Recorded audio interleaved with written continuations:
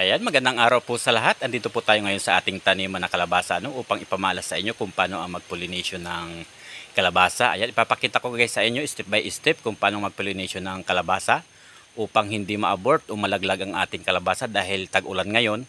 Maraming nalalaglag dahil sa kakulangan ng ating honeybee na natural na nagpo-pollination. Ayan, kaya tapusin nyo lang guys ang video ito. Kaya kung bago ka pa lang sa aking channel, paki-subscribe nyo, like and share na lang guys at pakipindot ang ating notification bell para updated kayo sa ating mga video pang ating gagawin. Ayan, wag na natin patagalin, umpisahan na natin. Ayan guys, bago tayo magsimula, ipakita ko muna sa inyo yung dalawang klaseng bulaklak ng kalabasa upang mabilis nyong ma-identify kung ano yung babae at lalaki. Ayan. Ito guys yung babaeng bunga ng kalabasa. Ayan. Kung mapapansin nyo nga, mayroon siyang bilog o bukol o bulb sa kanyang tangkay. Ayan. Yan guys yung babaeng bulaklak ng kalabasa. Ayan. Ganyan natin makikita yan. Mayroon siyang bungang maliit. Ayan. At itong loob naman yan, pakita natin sa inyo. Ayan. Ito guys yung tinatawag na stigma, yung nasa loob na yun na yelong yan. Yan ang stigma ng babae ng bulaklak na kalabasa. Ayan. Okay. Pakita na naman sa inyo natin yung lalaking bulaklak. Ayan. Hanapin natin ito guys. Ito guys yung lalaking bulaklak. Ayan. Yan nga guys, kung mapapansin nyo nga, wala siyang bilog sa kanyang tangkay. Yan ay puro flowers lang ang makikita natin na mahabang stick o flowers lang talaga. Ayan. Tingnan natin yung loob. Ayan. Ayan.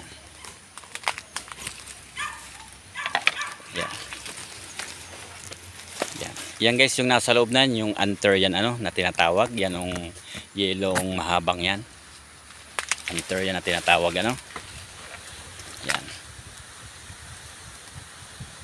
Yan ang importante guys kapag tayo magpo-pollination ng kalabasa. Yan. Okay. Bago tayo magsimula, ayan, maghanap tayo muna ng lalaking bulaklak ng kalabasa. Yun, ito ang kailangan natin sa pag-pollination. Yan, gaya nga pinakita natin sa inyo kanina. Yan, tingnan muna natin kung mayroon siyang bunga. Ito ay isang babae, ay lalaki na bulaklak. Dahil wala siyang bunga, ito ang kailangan natin. Ayan. Okay. Di bali ang gagawin natin, aalisin natin tong bulaklak na yan. Ititira natin tong anther na yan. Ayan, yan kailangan natin. Yan nasa gitnang yan. Ayan. Di bali maghahanap na naman tayong babaeng bulaklak. Ayan, ito. Ayan.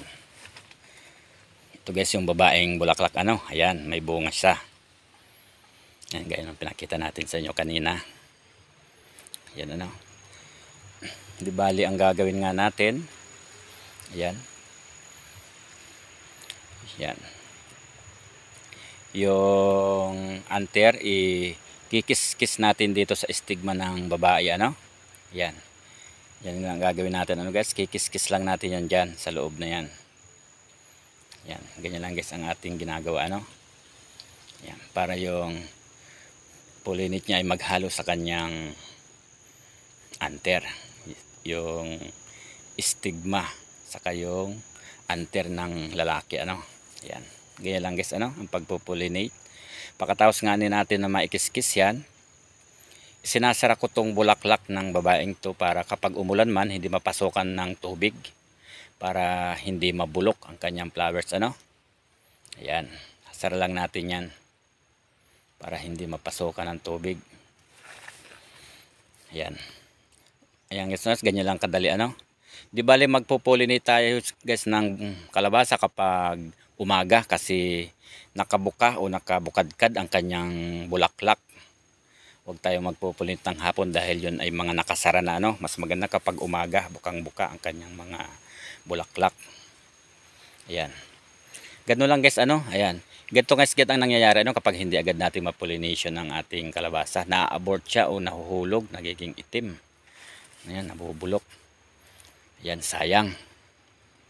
Sayang ang ating pagtatanim kapag hindi natin na pupulinit yung mga ibang bunga. Dahil nga sa tag-ulan talagang walang matibay. Yung iba naman ay nakakalusot. Para kahit papano may maani tayo at marami tayong maani ngayong tag-ulan. Kaya nagmamanual pollination tayo dahil kapag itong tag-ulan guys, bihira ang mga honeybee lumabas kapag tag-ulan, yung mga natural na nagpo-pollinate ng ating mga halaman, yung honeybee. Kaya napaka-importante guys na maraming honeybee. Yan ang nagpo-pollinate ng ating mga tanim, kaya mabilis o maraming nade-develop ng mga bunga ng mga gulay. Ayan. Ganyan lang guys ang gagawin natin, kuha tayo ng bulaklak ng babae. Hanap tayo ng bulaklak ng babae. Yan, sasaw-saw lang natin yan dyan sa loob. Kaya mas mahalaga guys yung may alam tayo sa pagtatanim. Kaya tig-share ko lang guys sa inyo ang ating nalalaman sa pagtatanim, dahil hindi man lang tayo masyadong eksperto sa gantong pagtatanim. Yung kunting nalalaman natin, ma-share ko naman sa inyo guys, dahil ito ay subok na nating ginagawa sa ating mga tanim. Kaya hindi natin to ipinagdadamot dahil na-try na natin sa ating sarili na makagawa ng ganitong pagpupulinit ng gulay, para kahit papano marami tayong maani gaya nitong tag-ulan. Ayan. Yan guys, ganyan lang naman, napakadali lang talaga kung pag-aaralan natin ang pagtatanim ng gulay. At maganda rin guys yung marunong tayo magtanim, kahit papaano ay libre na tayo sa ulam. Hindi na tayo kailangan pang bumili pa dahil marunong tayong magtanim. Ayan. Ganyan lang guys ang gagawin natin, pollinate, sasara natin yung dahon para hindi mabasa.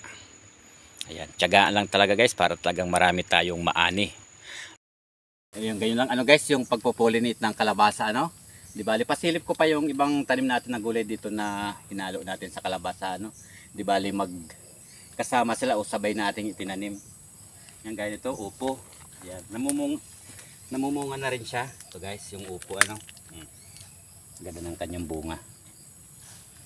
Ayan. Ito yung mga 2 araw, pwede na itong anihin, makakagulay na tayo dito. At ito nga, isiningit natin yung talong. Ayan, mga namumulaklak na rin sila, guys. Halos magkakasabay lang nga sila. At ito nga yung sitaw natin, may mga bunga na rin. Yan, dahil medyo madamo ngayon dahil grabe ang ulan dito sa amin, guys. Ayan. Ito guys, ang kagandahan kahit maulan, yung mga gantong klaseng gulay matibay sa ulan. Basta yung tataniman natin ay tagilid na lupa, huwag tayong tatanim dun sa naisakan ng tubig para iwas mamatay ang ating mga tanim. Ayan. Doon nga sa dulo doon, marami pa doon ng mga talong at upo. Yung iba naman sitaw. Ayaw, ito nga tatapusin natin tong ipopollinate dito. Dahil sa ngayon ay wala tayong nakikitang honeybee na natural na nagpo-pollinate ng ating kalabasa. Kaya yung ibang bunga na abort o hindi na tumutuloy. Ayan. Yung iba naman tumutuloy. Yung mga gaya nito. Ayan. Okay na yan. Mga ilang days malalaki na yan. Ayan. Di bali isa-isahin natin na i-pollinate yung mga pausbong pa lang na bunga para siguradong mabuo sila. Kasi sayang naman kapag ma-abort lang Kaya tatiyagaan natin kasi wala tayong makitang honeybee sa at maulan Bihirang uminit dito sa amin. Ayan. Ayan guys.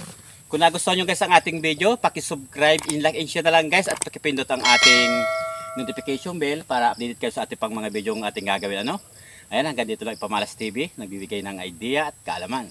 Bye-bye!